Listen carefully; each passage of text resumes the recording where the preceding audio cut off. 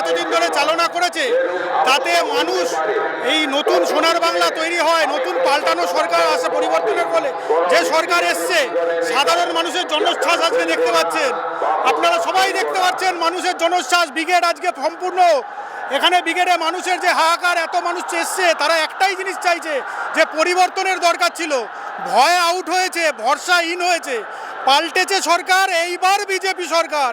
আমি একজন বিশ্ব হিন্দু পরিষদের উত্তর কলকাতা জেলার কার্যকর্তা, কিন্তু এই যে মানুষের জনোচ্ছ্বাস হিন্দুত্বের প্রতি, এটা বলা রাখে না যে মানুষ এখন হিন্দুত্বের দিকে গেছে, হিন্দু ঐক্য আবার ফিরে এসছে, ভয় চলে গেছে, ভরসা এসেছে, তাই পাল্টেছে সরকার, এইবার বিজেপি সরকার। জয় শ্রীরাম। কালীঘাটে যে দুটো বাড়ির সামনে রাজপ্রাসাদের মতো নিরাপত্তা, মানুষ যাতায়াত পর্যন্ত করতে পারতো না, এখন খাখা করছে। সম্পূর্ণ কালীঘাট দখল হয়ে গেছে। কালীঘাটে প্লটের প্লট পারিবারিক অংশে চলে গেছে, 35-36টা প্লট পারিবারিক অংশ হয়ে গেছে। সেটা চাইনি এই রাজ্যের মানুষ চেয়েছে একটা সুস্থ সমাজ তৈরি করতে। এখানে পারিবারিক সরকার এবং তুগলকি সরকার, স্বৈরাচারতন্ত্রের সরকার তৈরি হয়েছিল, যেটা মানুষ চায়নি। মানুষ চেয়েছে সবার সরকার। এখানে গণতন্ত্রের সরকার এসছে, এবার আশা রাখছে আগামী দিনে সোনার বাংলা তৈরি হবে এবং বাইরের থেকে শিল্প আসবে, ইনভেস্টমেন্ট হবে, মানুষ চাকরি পাবে। 26,000 লোক রাস্তায় বসে থাকবে না, দিনের পর দিন রাস্তায় বসেছে শিক্ষিত যোগ্য যুব সমাজ। আজকে ধর্ষণের পর শুধু ধর্ষণ হয়নি, ধর্ষণের ঘটনাকে ধামাচাপা দেওয়ার চেষ্টা করা হয়েছে। এর থেকে বড় অত্যাচার আর কিছু হতে পারে না।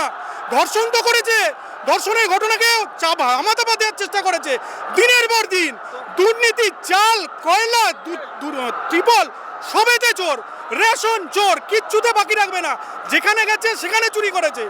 এই মানুষকে, এই সরকারকে পেছন দিক থেকে পশ্চিমবঙ্গের ইতিহাসে আজ পর্যন্ত কোনোদিনও হয়েছে কিনা জানি না, কাউন্টিং সেন্টার থেকে মমতা ব্যানার্জি বেরিয়ে আসছে, পেছন থেকে চোর চোর স্লোগান আসছে। ভারতবর্ষের ইতিহাসে এটা দেখা যায়নি কোনোদিনও। যদি লজ্জা থাকে কালীঘাট থেকে দূরে পালিয়ে চলে যাবে। নির্লজ্জ সরকার, যেখানে জনগণ বলছে চোর চোর। ভবানীপুরে সবাই দেখেছে, কাউন্টিং সেন্টার থেকে বেরিয়ে আসছে, মমতা ব্যানার্জিকে চোর চোর স্লোগান দিচ্ছে। এটা লজ্জা লাগলে এগুলো আর কোনোদিনও হবে না। শেষ প্রশ্ন, আপনাদের বিরোধী হতে পারে, কিন্তু 2011 সালে একজন মুখ্যমন্ত্রী ছিল, রেজাল্টের ট্রেন্ড দেখেই দুপুর 2টার সময় গিয়ে ইস্তফা দিয়ে চলে এসেছিল, কিন্তু এবারের মুখ্যমন্ত্রী এখনো ইস্তফা দিল না। 2011 দুপুর 2টার সময় নিজে থেকে ইস্তফা দিয়েছিল। 34 বছরের বাম সরকার চলে যাওয়ার পরে, বাম সরকারের যে অত্যাচার ছিল সেটা চলে যাওয়ার পরে মানুষ পরিবর্তন চেয়েছিল, যেটা আমাদের রাজ্য সভাপতি মাননীয় শ্রমিক ভট্টাচার্য বলেছেন। ও বাংলার অগ্নিকন্যা রূপে ফেরত এসেছিল, কিন্তু অগ্নিকন্যা রূপে তিনি আসেননি। তিনি এসেছেন মানুষকে দুর্নীতিতে ভরিয়ে দিতে। বুদ্ধদেব ভট্টাচার্য সম্পর্কে কি বলবেন? তিনি তো সম্মানের সঙ্গে ইস্তফা দিয়েছিলেন। সম্মানের সঙ্গে ইস্তফা দিয়েছিল এই কারণে, কারণ শেষের দিকের বামপন্থী যে বামফ্রন্ট যে সরকার ছিল, মানুষ বীতশ্রদ্ধ হয়ে গেছিল। সিঙ্গুর আন্দোলন সবাই দেখেছে। আমি সেই আন্দোলনের কথা বলবো না, বলবো সে যে পরিবর্তনের সরকার এসেছিল, ওই পরিবর্তনকে লক্ষ্য করে সেটা চালাতে পারেনি। বর্তমানে যে সরকার আসছে, সোনার বাংলার শপথ নিয়ে ডবল ইঞ্জিন সরকার তৈরি হবে।